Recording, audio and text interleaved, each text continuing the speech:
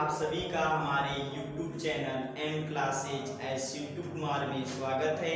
इसके पहले हमने बात की थी HCF या GCD के बारे में। HCF के कुछ सवाल हमने सॉल्व किए थे। इसी प्रकार से एक सवाल और है, उसे देखेंगे। यदि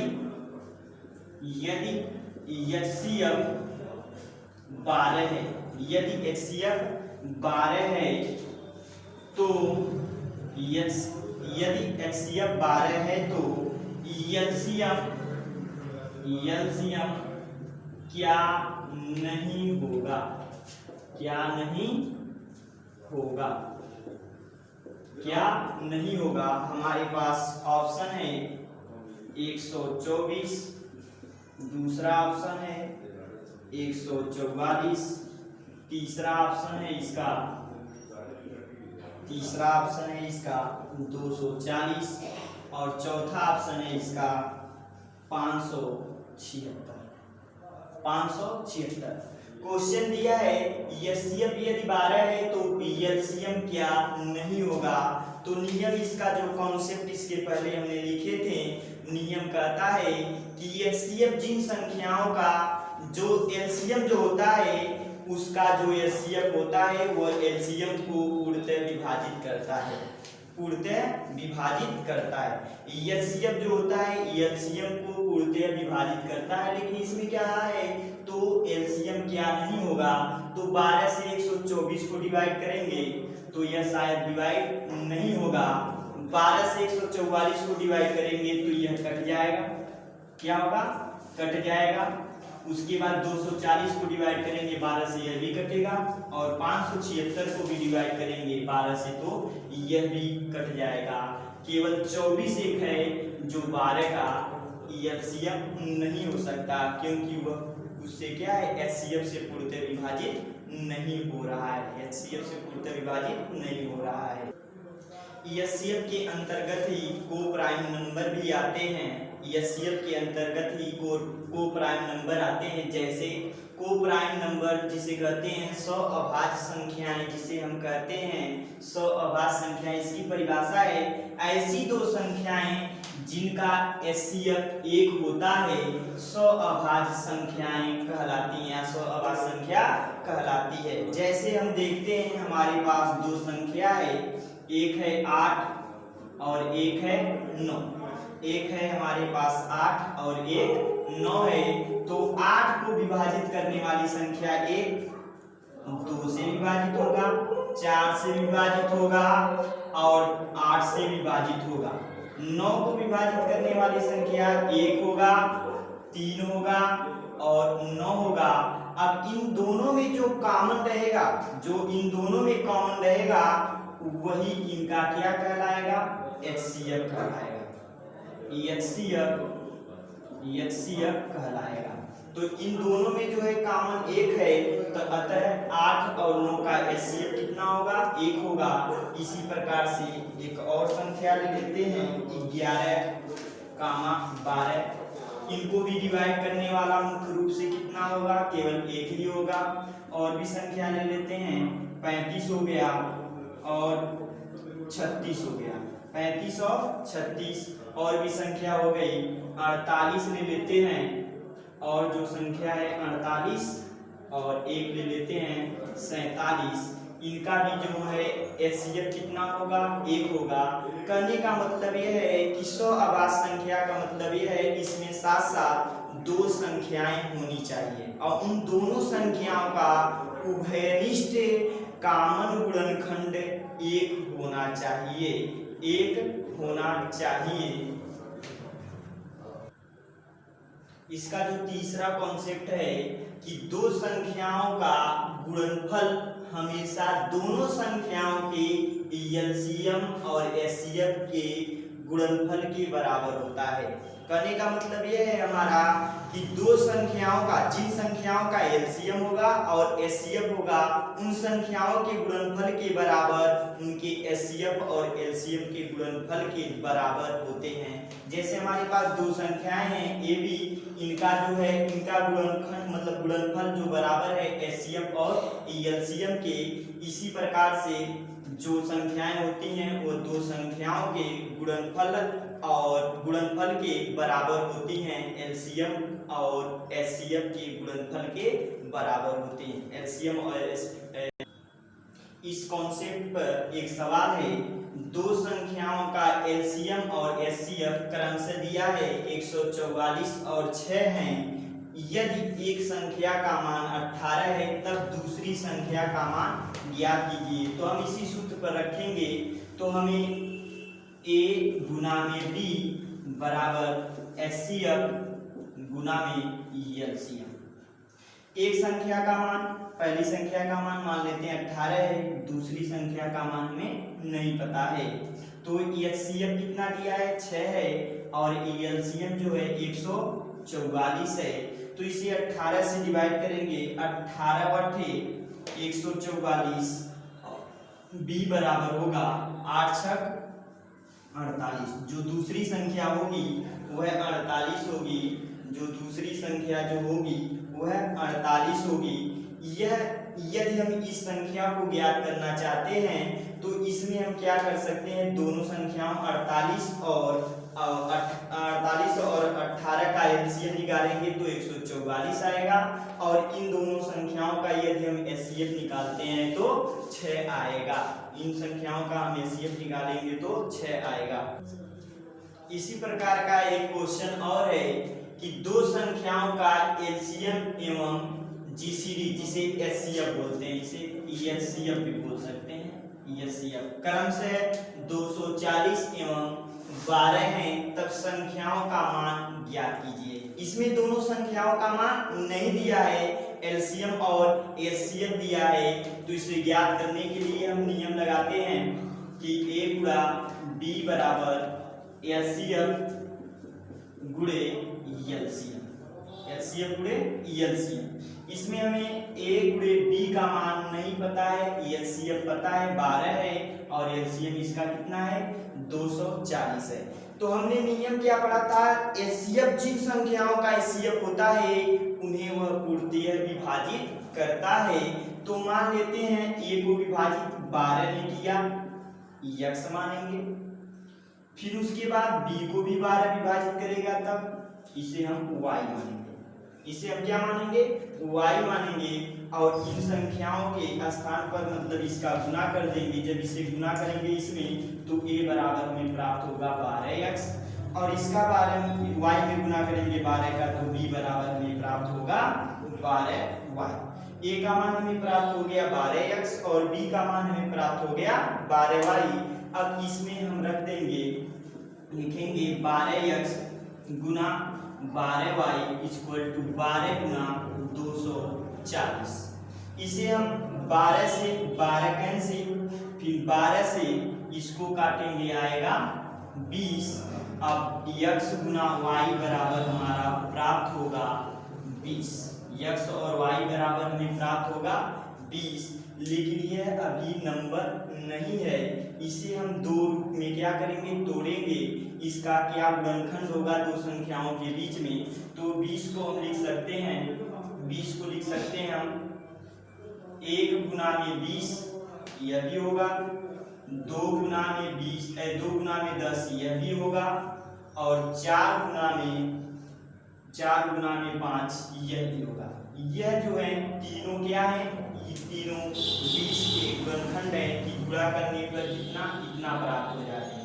जैसे 1 गुना 20 करेंगे 20 प्राप्त होगा, 2 गुना 10 करेंगे 20 प्राप्त होगा, 4 गुना 5 करेंगे 20 प्राप्त होगा।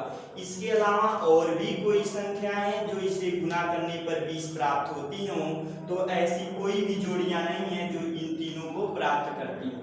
लेकिन अब इन जोड़ियों में से जो भी को प्राइम नंबर होगा, इन दोनों जोड़ियों में से, इन तीनों जोड़ियों में से जो भी दो संख्याएं को प्राइम नंबर होंगे, मतलब सअभाज्य संख्याएं होंगी, उसी को केवल हम फॉलो करेंगे, उसी को हम केवल फॉलो करेंगे।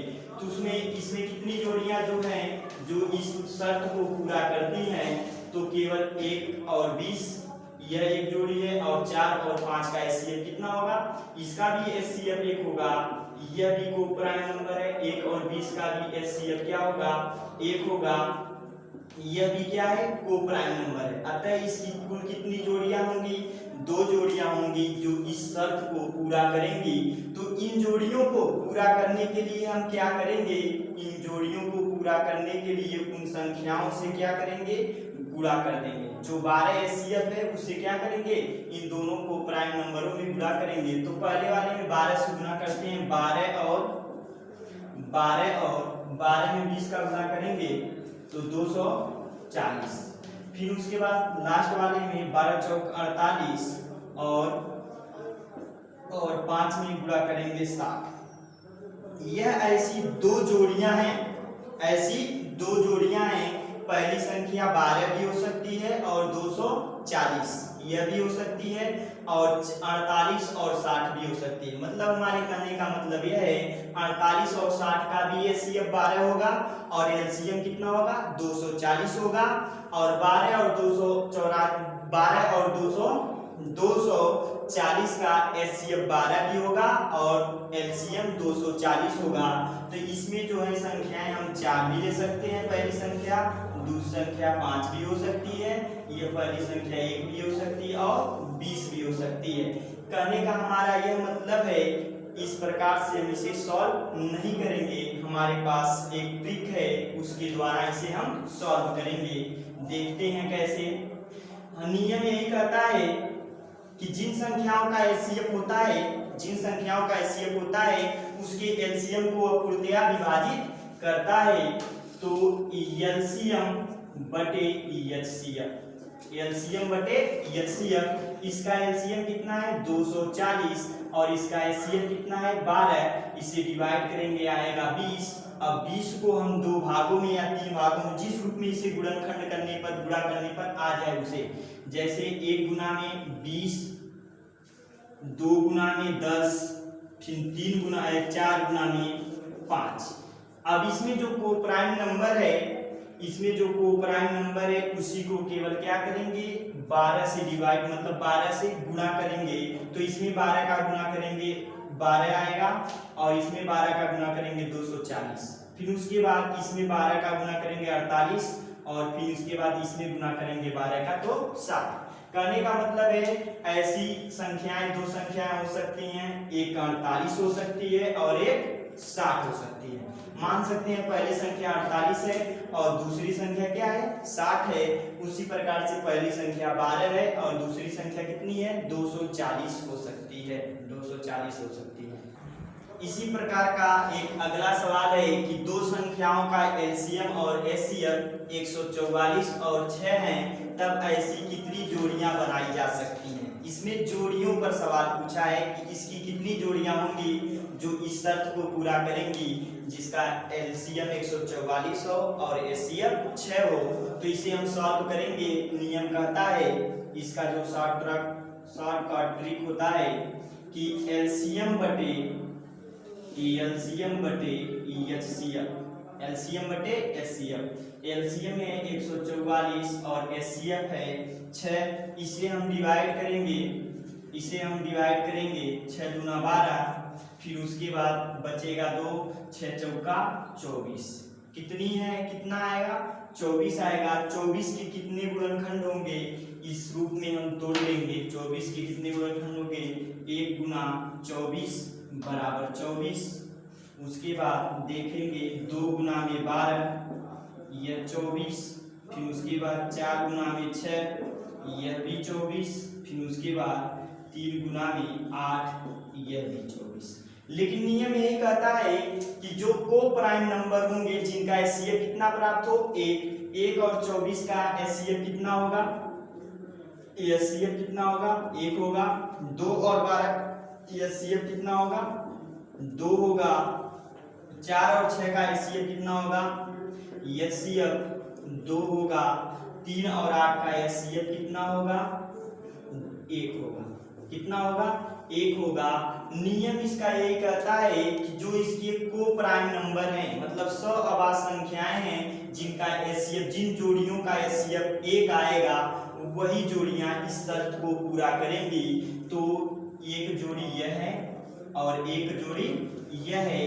3 और 8 का एचसीएफ कितना होगा? ये भी एक को प्राइम नंबर है। 2 गुना 24 यह भी क्या है? को प्राइम नंबर है।